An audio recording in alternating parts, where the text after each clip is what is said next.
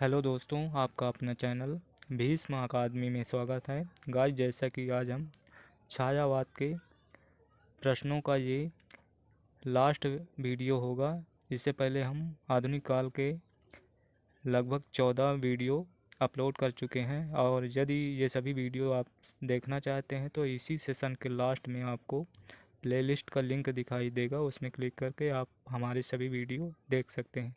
और दोस्तों, ये सभी प्रश्न यूथ कंपटीशन बुक में संकलित हिंदी साहित्य के ये आधुनिक काल का ये 15वां भाग है, जो कि ये सभी प्रश्न प्रीवियस ईयर प्रश्नों की श्रृंखला है।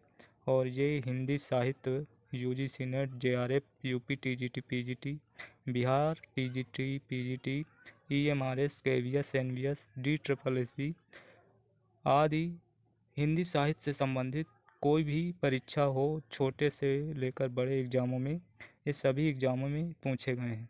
यदि आप हिंदी शिक्षक या हिंदी से संबंधित कोई भी तैयारी कर रहे हैं या तैयारी करना चाहते हैं तो आज ही हमसे जुड़कर तैयारी शुरू कर सकते हैं। और दोस्तों, यदि सेशन अच्छा लगे तो लाइक और शेयर ज़रूर किया करें, इससे हमें मोटिवेशन मिलता है। और यदि चैनल पर नए हैं तो चैनल को सब्सक्राइब कर ले, जिससे सबसे पहले नोटिफिकेशन मिल सके। और यदि हमारे सभी वीडियो देखना चाहते हैं तो इसी सेशन के लास्ट में आपको प्लेलिस्ट का लिंक दिखाई देगा, उसमें क्लिक करके हमारे सभी वीडियो देख सकते हैं। तो चलिए सेशन की शुरुआत करते हैं। प्रश्न है 622। पंक्तियों को उनके रचनाकारों के साथ सुमेलित कीजिए। तो पंक्ति है, प्रिय स्वतंत्र रव, अमृत मंत्र नव, भारत में भर दे। ये पंक्ति है सूर्यकांत त्रिपाठी निराला की। और इस पार प्रिय मधु है, तुम हो उस पार न जाने क्या होगा। ये पंक्ति है हरिवंश राय बच्चन की। और अरे कहीं देखा तुमने मुझे प्यार करने वाले को। ये पंक्ति है जयशंकर प्रसाद की। और यह मंदिर का दीप इसे नीरव जलने दो। ये है सुमित्रा नंदन।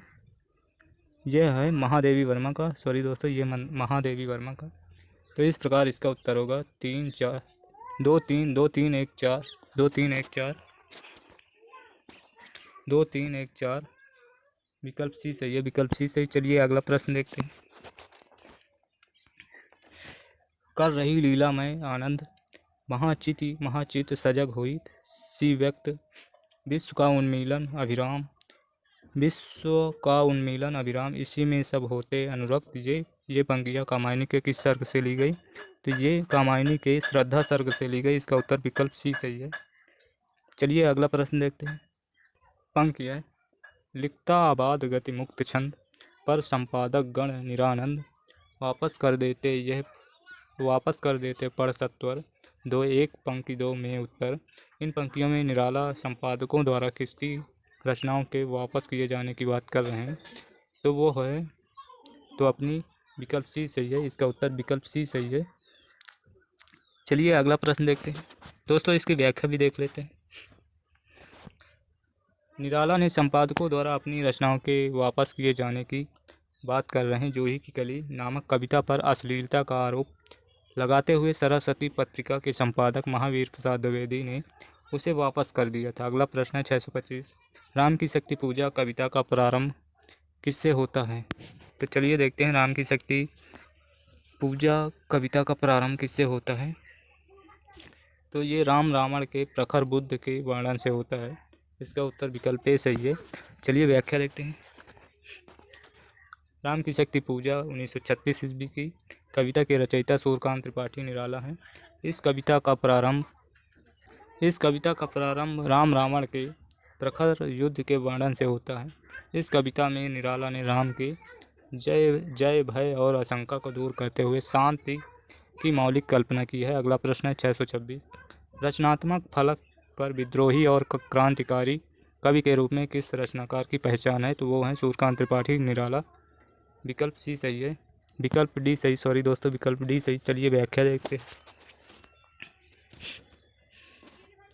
छायावादी कवियों में रचनात्मक फलक पर विद्रोही और क्रांतिकारी कवि के रूप में सूर्यकांत त्रिपाठी निराला की पहचान है। उन्हें छायावाद का महेश तथा प्रसाद को छायावाद का ब्रह्मा एवं सुमित्रा नंदन पंत को छायावाद का विष्णु कहा जाता है।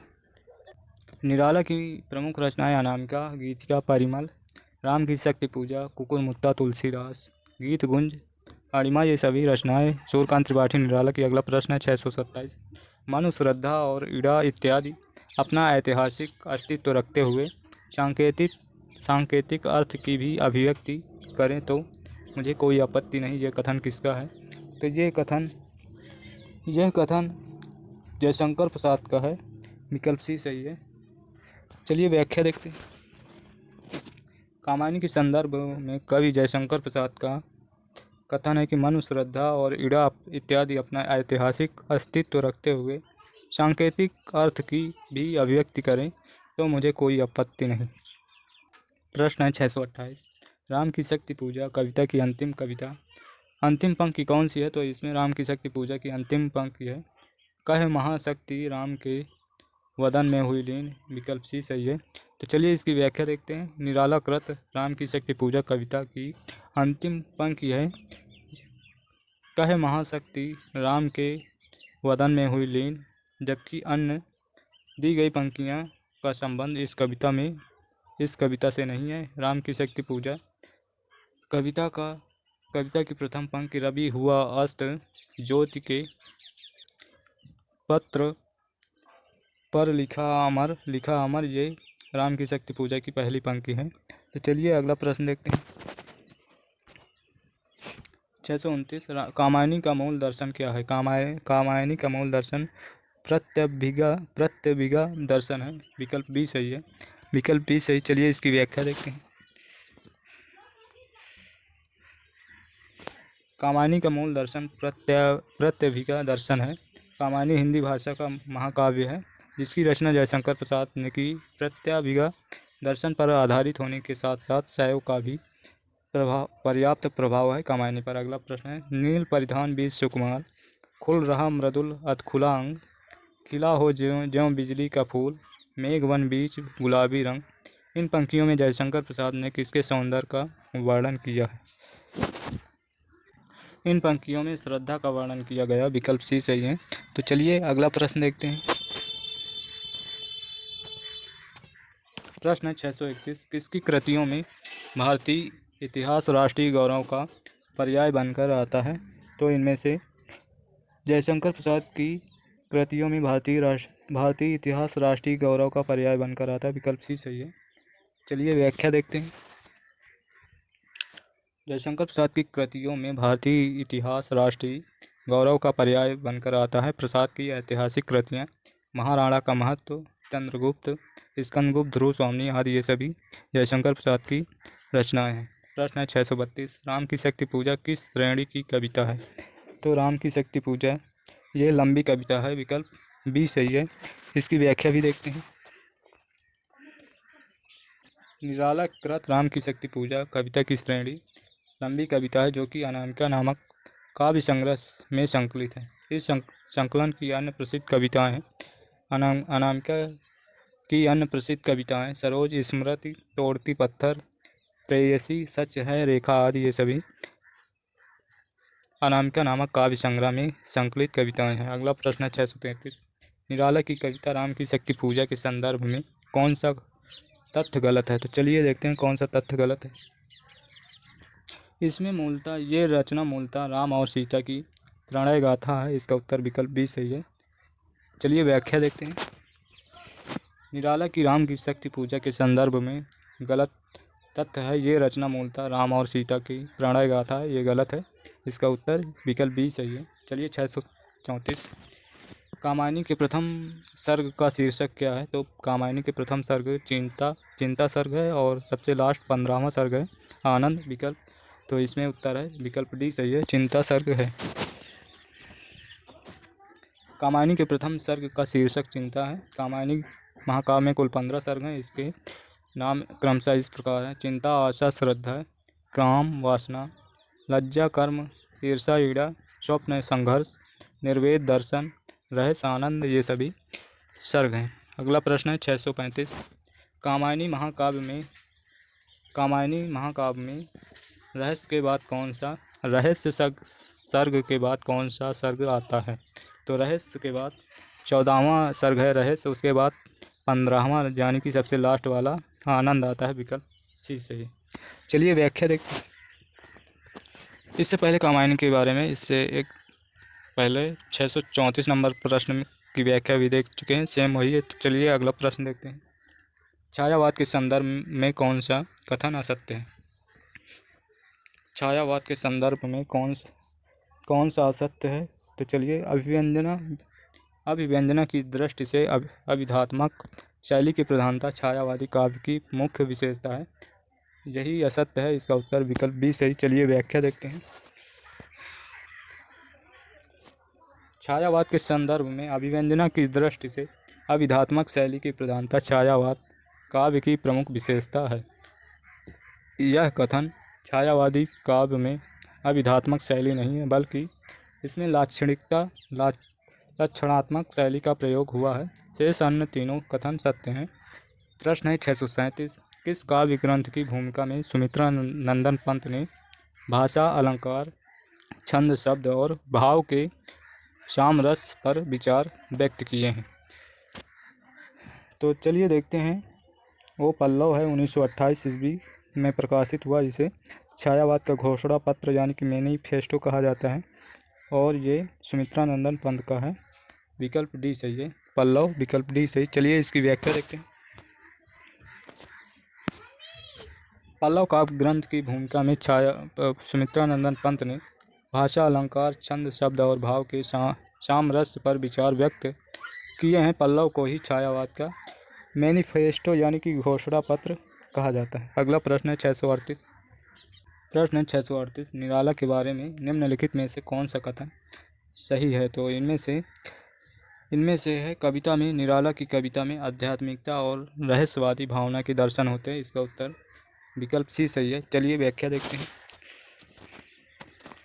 कविता में आध्यात्मिकता और रहस्यवादी भावना के दर्शन होते हैं, ये कथन निराला के बारे में सही है। अगला प्रश्न है 639। दुख ही जीवन की कथा रही, क्या कहूँ आज जो नहीं कही, उपर्युक्त पंक्तियाँ हैं। ये पंक्तियाँ हैं सरोज स्मृति से ली गई हैं। विकल्प ए सही। सूर्यकांत त्रिपाठी निराला की है। विकल्प ए सही। चलिए इसकी व्याख्या देखते हैं। ये उपरोक्त पंक्तियाँ निराला जी की हैं। ये पंक्तियाँ सरोज स्मृति से उद्धृत हैं। हिंदी साहित्य का सर्वश्रेष्ठ शोकगीत माना जाता है सरोज स्मृति को, क्योंकि ये सूर्यकांत त्रिपाठी निराला की रचना है। प्रश्न है 640। निम्नलिखित में से कौन सा युग्म संगत है? तो इनमें से हिमकिरीटनी माखनलाल चतुर्वेदी का ये गलत है, और वैदेही वनवास अयोध्या सिंह हरिऔध का ये भी गलत, और उद्धव शतक जगन्नाथ रत्नाकर का है, ये भी गलत है। पथिक राम नरेश त्रिपाठी का है, और पथिक राम नरेश त्रिपाठी का ये सही है। और प्रेम पथिक जो कि जयशंकर प्रसाद की भी रचना है, लेकिन केवल पथिक राम नरेश त्रिपाठी की है, ये विकल्प सही है। चलिए इसकी व्याख्या देखते हैं। पथिक राम नरेश त्रिपाठी का है, हिमकिरीटनी माखनलाल चतुर्वेदी का है, उद्धव शतक जगन्नाथ रत्नाकर का है, वैदेही वनवास अयोध्या सिंह उपाध्याय हरिऔध का। अगला प्रश्न 641। निम्न में से कौन सा युग्म संगत है? तो ग्राम्य है सुमित्रा नंदन पंत की, ये संगत है। दीपशिखा है महादेवी वर्मा की, और प्रलय की छाया जयशंकर प्रसाद की है, और कुकुरमुत्ता ये सूर्यकांत त्रिपाठी निराला की है। इस प्रश्न का उत्तर विकल्प ए सही है। ग्राम्य सुमित्रा नंदन पंत की है। तो चलिए अगला प्रश्न है कौन सी काव्य कृति महादेवी वर्मा की है? तो शांद गीत महादेवी वर्मा की है, और निशीथ रामकुमार वर्मा का है। गीत गुंज सूर्यकांत त्रिपाठी निराला का है, और स्वर्ण धूलि और स्वर्ण किरण ये दोनों सुमित्रा नंदन पंत की रचनाएं हैं। तो इसका उत्तर विकल्प बी सही है। शांद गीत महादेवी वर्मा की है। अगला प्रश्न है 643। निम्नलिखित में से कौन सी रचना महादेवी वर्मा की नहीं है? तो इनमें से रश्मि महादेवी वर्मा की नहीं है। सॉरी दोस्तों, गुंजन महादेवी वर्मा की नहीं है, बल्कि ये सुमित्रा नंदन पंत की है। विकल्प डी सही है। गुंजन के रचनाकार सुमित्रा नंदन पंत हैं। निहार, रश्मि, नीरजा ये सभी महादेवी वर्मा की हैं। सुमित्रा नंदन पंत की अन्य रचनाएं हैं ग्रंथ ग्राम्या, कला और बूढ़ा चांद, लोकायतन, चिदंबरा, सत्यकाम ये सभी रचनाएं सुमित्रा नंदन पंत की हैं। अगला, ग्रंथ किस रचनाकार की रचना है? ग्रंथ किस रचनाकार की रचना है? तो ग्रंथ सुमित्रा नंदन पंत की रचना है। विकल्प सी सही है। विकल्प सी सही। चलिए इसकी व्याख्या भी देख लेते हैं। ग्रंथ सुमित्रा नंदन पंत की रचना। पंत की अन्य रचनाएं हैं पल्लव, उच्छ्वास, वीणा, लोकायतन, स्वर्ण किरण, स्वर्ण धूलि, गुंजन, युगवाणी, युगपथ, चिदंबरा, सत्यकाम आदि सभी रचनाएं सुमित्रा नंदन पंत की हैं।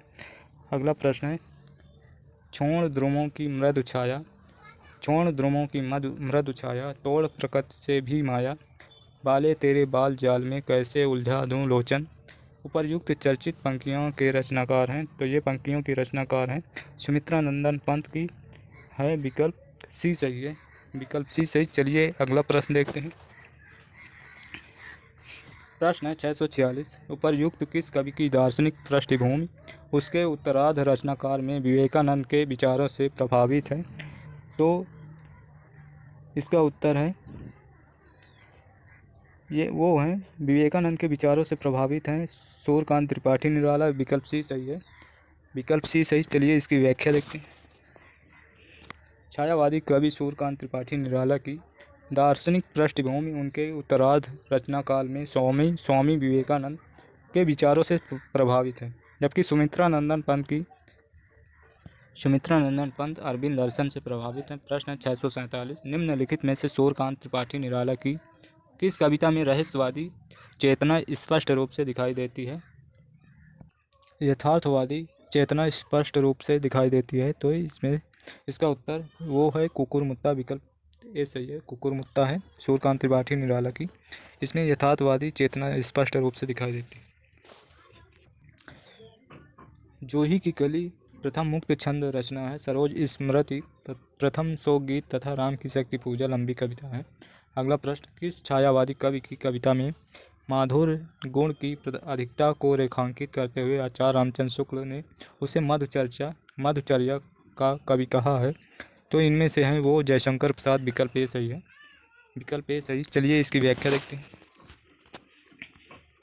छायावादी कवि जयशंकर प्रसाद की कविताओं में माधुर्य गुण की अधिकता को रेखांकित करते हुए आचार्य रामचंद्र शुक्ल ने उसे मधुचर्या का कवि कहा है। अगला प्रश्न 649, प्रकाशन वर्ष के अनुसार निम्नलिखित कविताओं का सही अनुक्रम देखना है। तो चलिए, मधुबाला ये है हरिवंश राय बच्चन की, इसका प्रकाशन वर्ष 1936।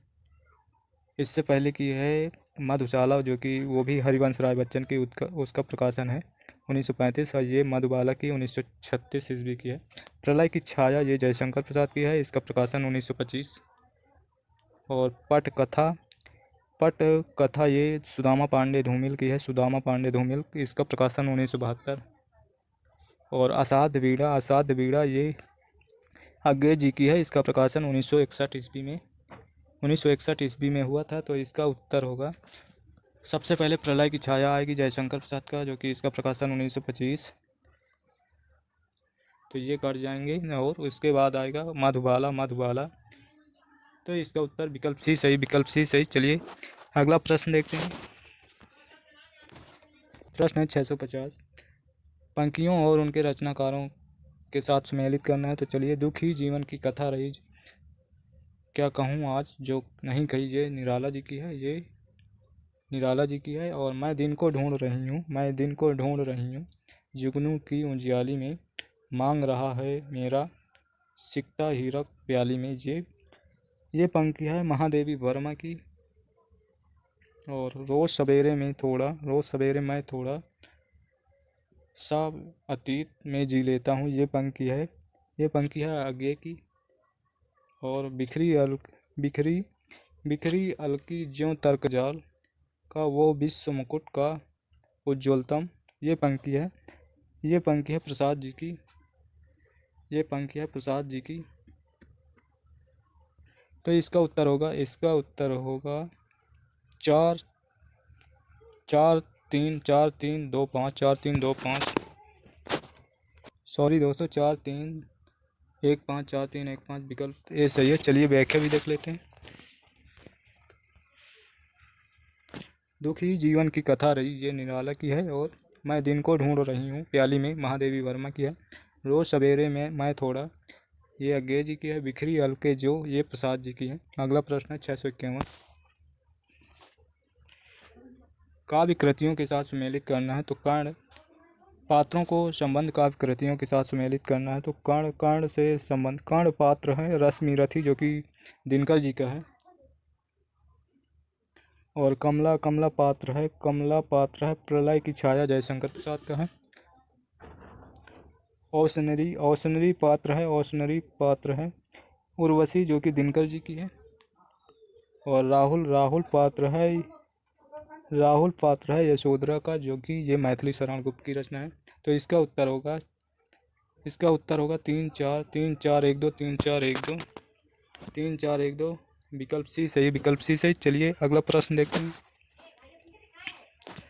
प्रश्न है 652। लहर किस विधा की रचना है? लहर किस विधा की रचना है? तो लहर काव्य विधा की रचना है। विकल्प बी सही है, ये जयशंकर प्रसाद की है। चलिए इसकी व्याख्या देखते हैं। लहर जयशंकर प्रसाद की काव्य है। जयशंकर प्रसाद के अन्य प्रमुख काव्य उर्वशी 1909 ईस्वी, वन मिलन 1909 ईस्वी, प्रेमराज 1909 ईस्वी, कानन कुसुम 1913 ईस्वी, झरना 1918, आंसू 1925, लहर 1933, कामायनी 1935 आदि ये सभी जयशंकर प्रसाद की रचनाएं हैं। प्रश्न है 653। सुमित्रा नंदन पंत की रचनाएं मुख्यतः किस युग से संबंध है? तो ये छायावादी युग से। विकल्प डी सही, इसका उत्तर विकल्प डी सही है। चलिए व्याख्या देखते हैं। सुमित्रा नंदन पंत की छायावाद, सुमित्रा नंदन पंत छायावाद के कवि हैं। पंत को प्रकृति का सुकुमार कवि कहा जाता है। पंत के महत्वपूर्ण काव्य हैं उच्छ्वास 1920, ग्रंथि 1920, वीणा 1927, पल्लव 1928, गुंजन 1932। पंत को चिदम्बरा पर 1968 ईस्वी में हिंदी साहित्य का ज्ञानपीठ, प्रथम ज्ञानपीठ पुरस्कार मिला था। तो चलिए ये रही व्याख्या। अगला प्रश्न देखते हैं। प्रश्न है 654। सूर्यकांत त्रिपाठी निराला ने अपनी पुत्री की याद में कौन सी कविता लिखी थी? तो वो है सरोज स्मृति। विकल्प सी सही है, विकल्प सी सही है। चलिए इसकी व्याख्या देखते हैं। सूर्यकांत त्रिपाठी ने अपनी पुत्री की याद में सरोज स्मृति 1935 ईस्वी कविता लिखी थी। निराला छायावाद के कवि हैं। और निराला की अन्य कृतियाँ हैं राम की शक्ति पूजा 1936 ईस्वी, और तुलसीदास 1938 ईस्वी, कुकुरमुत्ता 1942 ईस्वी, अर्चना आराधना आदि ये सभी निराला जी की रचनाएं हैं। इन्होंने मतवाला समन्वय पत्र का संपादन किया है। अगला प्रश्न है 655। वो आता दो टूक कलेजे के करता, पछताता पथ पर आता। उपरयुक्त पंक्तियाँ किस कविता से हैं और इनके रचनाकार कौन है? तो ये पंक्तियाँ भिक्षुक कविता से है और भिक्षुक सूर्यकांत त्रिपाठी निराला की रचना है। इसका उत्तर विकल्प डी सही है, विकल्प डी सही है। चलिए व्याख्या देखते हैं।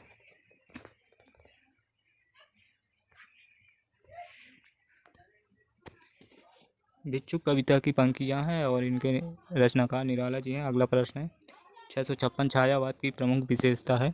छायावाद की प्रमुख विशेषता प्रकृति का मानवीकरण। विकल्प डी सही है, विकल्प डी सही। चलिए इसकी व्याख्या देखते हैं।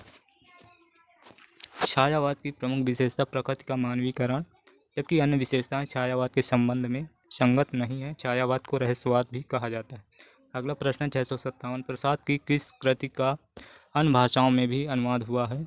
तो वो है प्रसाद की कामायनी अन्य भाषाओं में भी अनुवाद हुआ। इसका उत्तर विकल्प सी सही है। कामायनी, इसमें 15 सर्ग हैं। ये 1935 ईस्वी। और चलिए इसकी व्याख्या देखते हैं। जयशंकर प्रसाद के महाकाव्य कामायनी का अन्य भाषाओं में अनुवाद हुआ है। कामायनी महाकाव्य को छायावाद का कीर्ति स्तंभ कहा जाता है। शांति प्रिय द्विवेदी ने इस महाकाव्य को छायावाद का उपनिषद कहा है। अगला प्रश्न 658। निम्नलिखित में से कौन सा रचनाकार छायावाद के 4 स्तंभों में नहीं है? तो वो है मैथिली शरण गुप्त। ये द्विवेदी युग के कवि हैं। इसका उत्तर विकल्प सी सही। चलिए व्याख्या देखते हैं। छायावाद के 4 स्तंभों में जयशंकर प्रसाद, इनको ब्रह्मा कहा जाता है। और सुमित्रा नंदन पंत, इनको सुमित्रा नंदन पंत को विष्णु कहा जाता है और सूर्यकांत त्रिपाठी निराला को छायावाद का महेश कहा जाता है। तो चलिए, जयशंकर प्रसाद, सूर्यकांत त्रिपाठी निराला, सुमित्रा नंदन पंत और महादेवी वर्मा ये प्रमुख 4 स्तंभ हैं। अगला प्रश्न है 659। निम्नलिखित विशेषताओं में कौन सी विशेषता छायावाद की नहीं है? तो चलिए देखते हैं कौन सी विशेषता छायावाद की नहीं है। छायावाद की विशेषता नहीं है वीर रस की प्रधानता। ये छायावाद में वीर रस का वर्णन नहीं हुआ छायावाद में। इसका उत्तर विकल्प सी सही है। चलिए इसकी व्याख्या देखते हैं। वीर रस की प्रधानता छायावाद में नहीं है, जबकि प्रकृति चित्रण, दार्शनिकता एवं प्रेम वर्णन छायावाद की प्रमुख विशेषता है। अगला प्रश्न है 660। आड़िमा किसकी रचना है? आड़िमा किसकी रचना है? तो आड़िमा ये सुमित्रा नंदन पंत की रचना है। विकल्प सी सही है। चलिए इसकी व्याख्या देखते हैं। आड़िमा सूर्यकांत त्रिपाठी निराला की रचना है। निराला की अन्य रचनाएं हैं अनामिका, परिमल, गीतिका, तुलसीदास, कुकुरमुत्ता, बेला, नए पत्ते, आराधना, ये सभी सूर्यकांत त्रिपाठी निराला की रचनाएं हैं।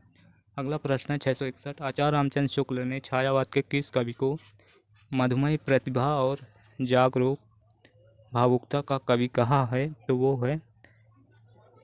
वो है प्रसाद जी। विकल्प सी सही है। प्रसाद जी, विकल्प सी सही है। चलिए इसकी व्याख्या देखते हैं। आचार्य रामचंद्र शुक्ल ने छायावाद के प्रमुख कवि जयशंकर प्रसाद को मधुमय प्रतिभा और जागरूक भावुकता का कवि कहा है। अगला प्रश्न है 662। चाह नहीं मैं सुरबाला के गहनों में गूथा जाऊं नामक पुष्प की अभिलाषा कविता किस कवि की है? तो ये प्रमुख कविता बहुत प्रसिद्ध है, माखनलाल चतुर्वेदी की है। विकल्प बी सही है। विकल्प बी सही। चलिए इसकी व्याख्या देखते हैं। पुष्प की अभिलाषा कविता के रचयिता माखनलाल चतुर्वेदी है। इस कविता की प्रमुख पंक्ति है चाह नहीं मैं सुरबाला के गहनों में गूथा जाऊं। अब देखते हैं सुभद्रा कुमारी चौहान एकमात्र वीर रस की कवयित्री हैं। झांसी की रानी शीर्षक से प्रसिद्ध कविता रही इन्हीं की है। प्रश्न है 663। कौन सा काव्य सुमित्रा नंदन पंत का नहीं है? तो वो है अनामिका। अनामिका सूर्यकांत त्रिपाठी निराला की रचना है। इसका उत्तर विकल्प डी सही है। विकल्प डी सही है। चलिए व्याख्या देखते हैं। अनामिका सुमित्रा नंदन पंत की रचना नहीं है, बल्कि निराला जी की है, जबकि पल्लव ग्रंथ गुंजन के रचनाकार पंत जी हैं। अगला प्रश्न 664। इनमें से कौन सा छायावादी कवि नहीं है? तो इनमें से मैथिली शरण गुप्त, इसके पहले भी पढ़ चुके हैं, ये द्विवेदी युग के कवि हैं। विकल्प डी सही है। चलिए व्याख्या देखते हैं। मैथिली शरण गुप्त द्विवेदी युग के कवि हैं, जबकि प्रसाद पंत, निराला, महादेवी वर्मा ये सभी छायावादी युग के प्रमुख कवि हैं। मैथिली शरण गुप्त द्विवेदी युग के सर्वश्रेष्ठ कवि माने जाते हैं। इन्हें महात्मा गांधी ने राष्ट्र कवि की उपाधि दी थी। 1912 ईस्वी में प्रकाशित रचना के लिए इन्हें महात्मा गांधी ने राष्ट्र कवि की उपाधि दी थी। अगला प्रश्न है 665। कौन सी रचना महादेवी वर्मा की नहीं है? तो ये युगांत ये सुमित्रा नंदन पंत की रचना है। इसका उत्तर विकल्प बी सही है। चलिए अगला प्रश्न देखते हैं। प्रश्न है 666। निराला की किस रचना में प्रबंधात्मकता है? तो वो है निराला की वो रचना है तुलसीदास। विकल्प बी सही है। इस रचना में प्रबंधात्मकता है। विकल्प ए सही है। चलिए व्याख्या देखते हैं। तुलसीदास काव्य की रचना प्रबंधात्मकता विद्यमान है। तुलसीदास सरोज स्मृति, कुकुरमुत्ता, नए पत्ते सभी निराला जी की रचनाएं हैं। तुलसीदास एक खंड काव्य है। प्रश्न है 667। निम्न पंक्तियों की गणना किस काव्यधारा में होती है? मेरे प्रियतम को भाता है तम के पर्दे में आना। मेरे प्रियतम को भाता है तम के पर्दे में आना। ये पंक्तियाँ रहस्यवाद से संबंधित हैं और ये पंक्ति आधुनिक युग की मीरा कहे जाने वाली महादेवी वर्मा की है। तो इसका उत्तर विकल्प सी सही। चलिए व्याख्या देखते हैं। मेरे प्रीतम को भाता है तम के पर्दे में आना पंक्ति की गणना रहस्यवाद के अंतर्गत की जाती है। उक्त पंक्ति आधुनिक युग की मीरा कहे जाने वाली महादेवी वर्मा की है। प्रश्न है 668। ना जाने ढुलक होश में कौन खींच लेता मेरे द्रगमौन पंत की किस कविता की पंक्ति है? तो ये पंक्ति है, यह पंक्ति है मौन निमंत्रण, मौन निमंत्रण। विकल्प बी सही है, विकल्प बी सही। चलिए इसकी व्याख्या देख लेते हैं। ना जाने ढूला कोस में कौन, खींच लेता मेरे द्रगमोहन। ये काव्य पंक्तियाँ सुमित्रा नंदन पंत की द्वारा रचित मौन निमंत्रण से ली गई, जबकि निशा निमंत्रण, नौका विहार, ज्योत्सना भी सुमित्रा नंदन पंत की ही रचनाएं हैं। तो दोस्तों आज हम छायावाद को हम पूरा ख़त्म कर चुके हैं। इसके बाद हम प्रगतिवाद स्टार्ट करेंगे, प्रगतिवाद के प्रश्नों को। और दोस्तों हम आज आप सभी से फिर से रिक्वेस्ट करेंगे कि यदि सेशन अच्छा लगे तो लाइक और शेयर ज़रूर करें, और यदि हमारे चैनल पर नए हैं तो सब्सक्राइब कर लें, जिससे सबसे पहले नोटिफिकेशन आपको मिल सके। और यदि हमारे सभी वीडियो देखना चाहते हैं तो अभी आपको प्लेलिस्ट का लिंक दिखाई देगा, उसमें क्लिक कर हमारे सभी वीडियो देख सकते हैं। तो चलिए, धन्यवाद। जय हिंद, जय भारत, वंदे मातरम।